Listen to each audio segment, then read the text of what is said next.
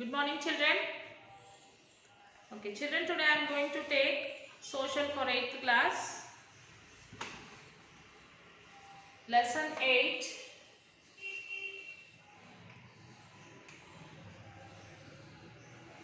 Impact of technology on livelihood.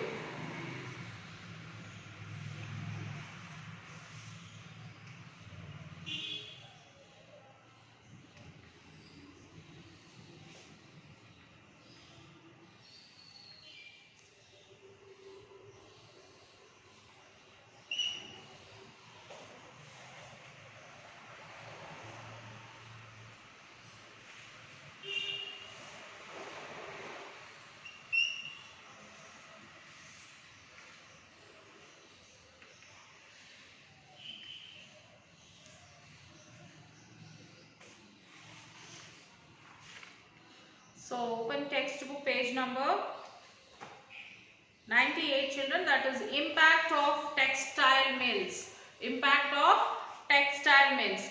The British introduced power loom production in India. So the Britishers have introduced this power loom in India. When the mills started making cloth, the demand for the handloom weavers' cloth dropped. So what happened, children? When the mills started making cloth, the demand for the handloom weavers have gone down.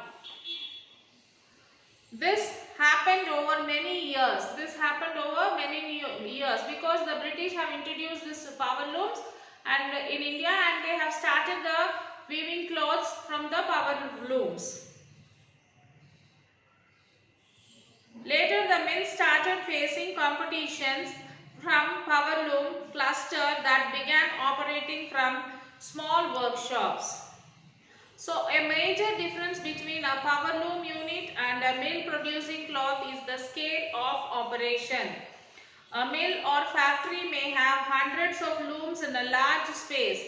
It is a factory complex employing tens and hundreds of workers in different sections.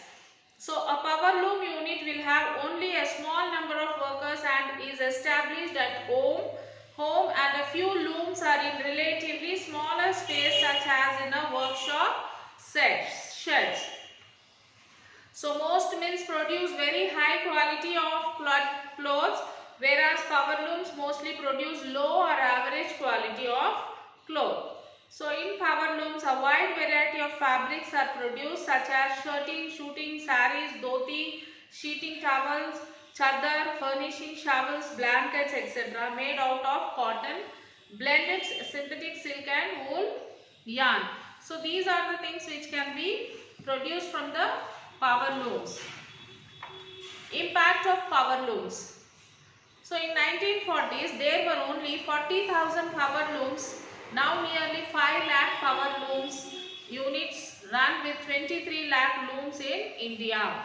So in 1940 there were only 40,000 power looms, but now we have around 5 lakh power looms, from which we can get 23 lakh looms in India. Most units are small, having 1 to 8 looms. Tamil Nadu, Maharashtra and Gujarat have a large number of power loom units. Nearly 50,000 power looms are being operated in Telangana and Andhra Pradesh. So you can see this, observe this pie chart, how this have been increased. And next is, look at the pie diagram. Since 1990s, power looms account for the largest share of cloth production in India, and their share in increasing over the years. Power looms have moved from large mills to a small sheds and houses have brought about many changes in the textile industries. Nearly 60 lakh people get employment through power looms. Decline of handlooms. One important and visible change in the decline of handlooms. In 1988, for instance, there were 33 lakh handlooms operating in different states, and in 2009 and 2010, this has come down to 24 lakh units. Look at the following table showing the number of handlooms in some states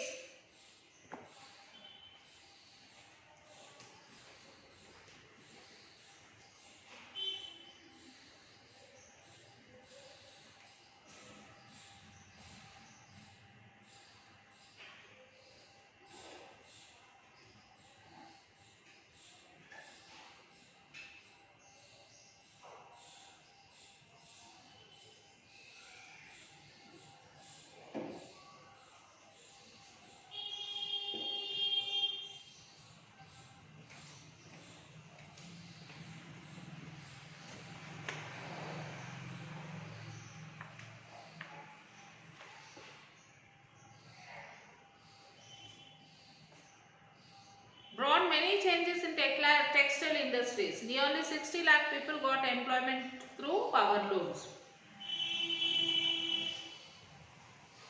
So because of power looms, there is a lot of difference.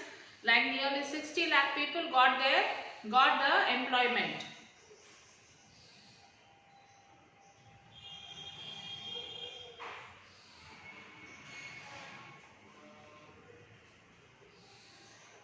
And see children, this though handlooms have found a new market in traditional fabric and designs, due to changes in people's preference for cloth and lack of support from government, handloom weavers are moving to other occupations.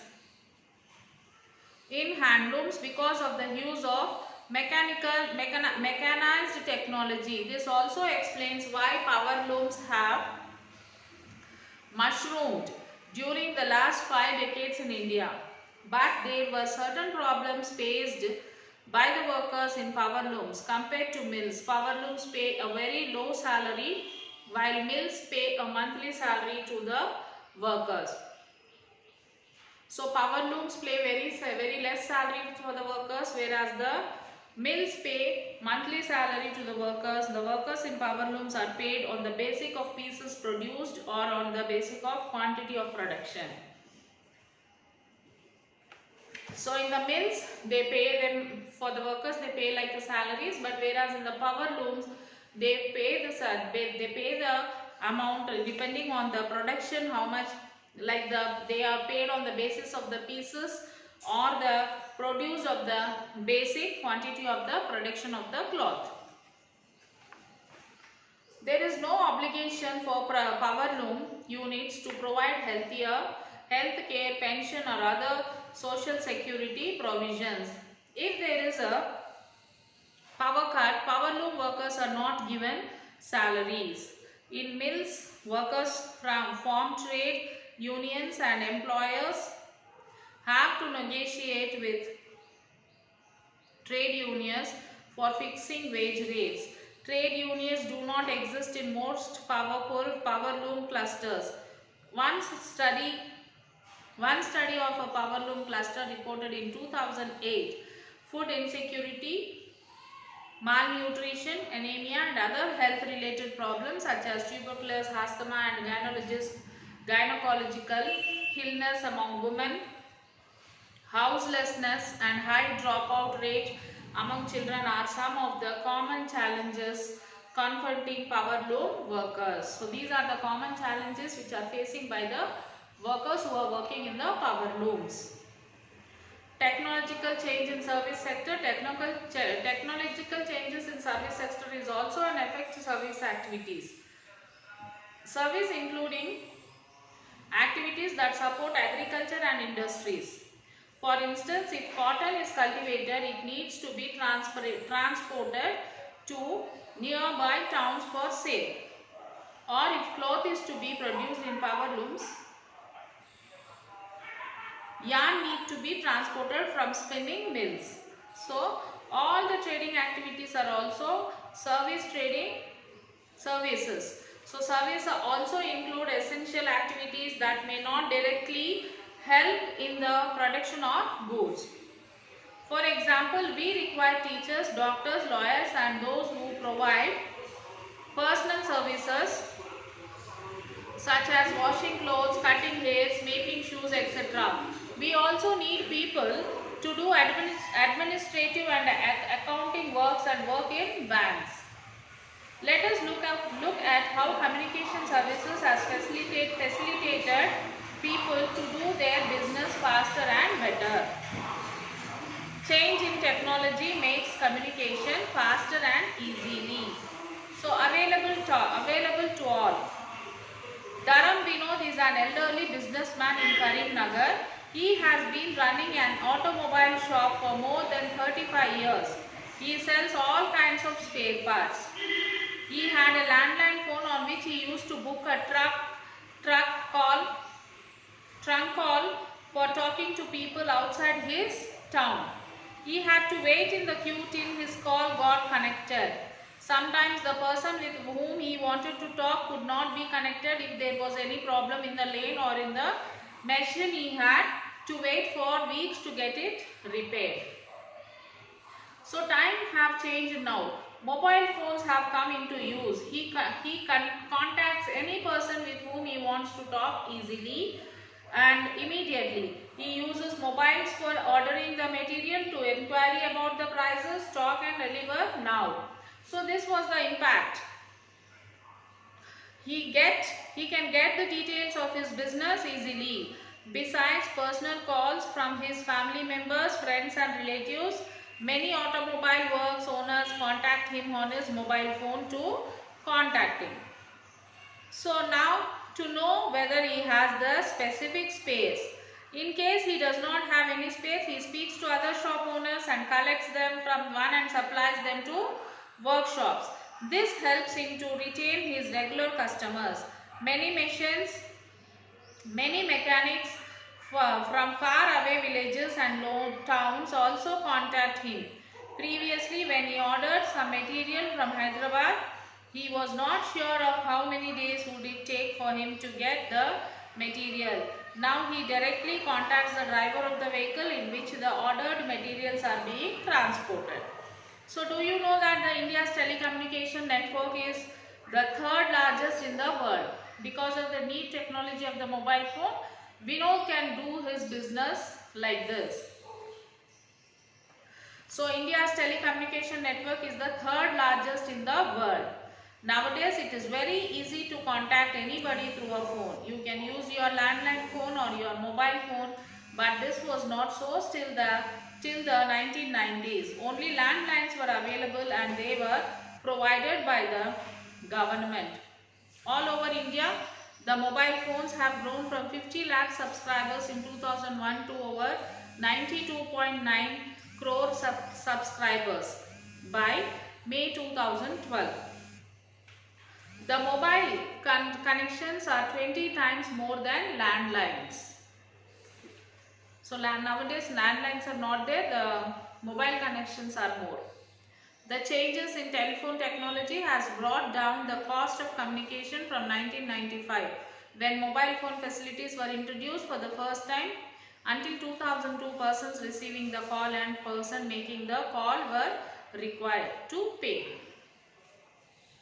Only a few people showed interest in having a mobile phone. This policy was changed in 2003 and now only those who make calls are required to pay. In 1994, if somebody wished to talk to on a landline landline phone for 3 minutes to a person 500 kilometers away on one hand, one had to spend rupees 28 rupees for 3 minutes. So in 2003 this had come down to rupees 2.40 to 4.80. So new skills and the new jobs. Many private companies including the government owned one provide both landline and the mobile connections. So private companies continue to expand their share in the telecommunication services. Many companies are being established in India to manufacture mobile phones, handsets. Okay, these companies are now exporting mobile handsets to more than 80 countries around the world. The telephone mobile technology also came up with the need for new skills. It created new jobs for young people to work in multinational companies producing mobile handsets, telephone booths, mobile sales, repair and recharge, top-up shops, etc. So these are the impact of technology on the livelihood.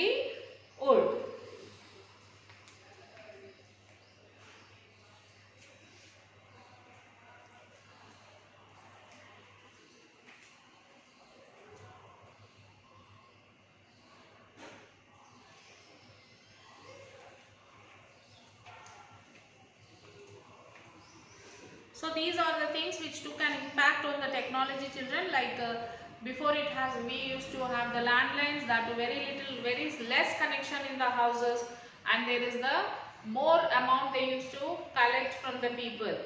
So now there are mobile phones, which are so many mobile phones. Each and every person is using mobile phones nowadays.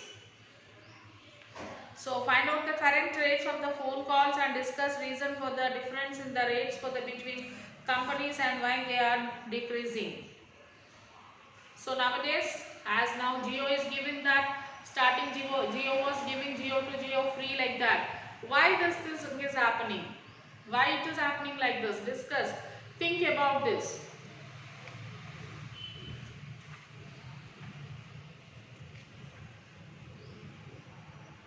And do you think it is appropriate to use CH in India, where a large section of people are working in the fields of the agriculture as laborers, are poor, and there is a serious problem of rural employment.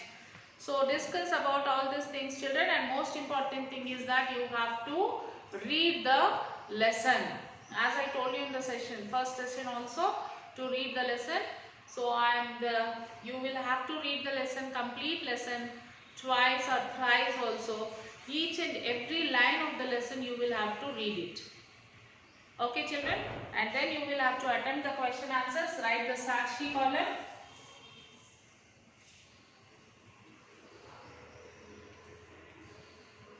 Write Sakshi, social, 8th class, homework.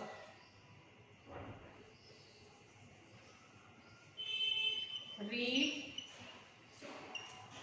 lesson 8.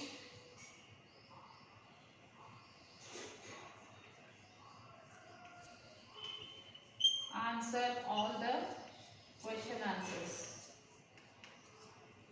in class work.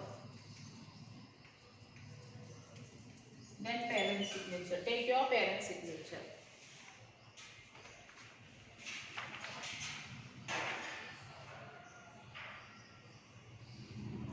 Do the project work also, children. Write the Sakshi.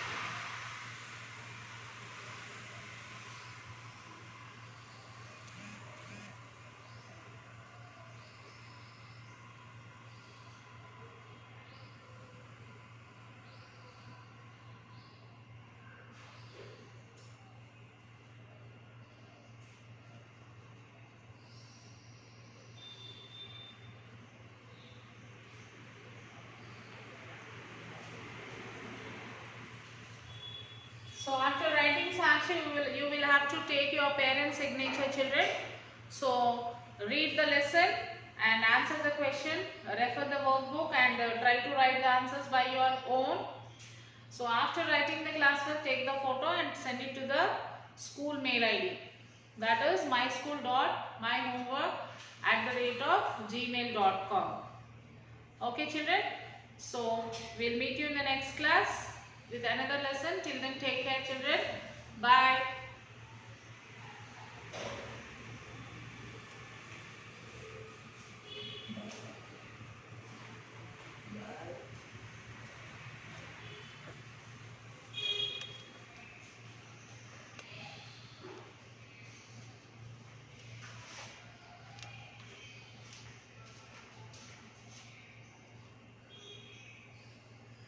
It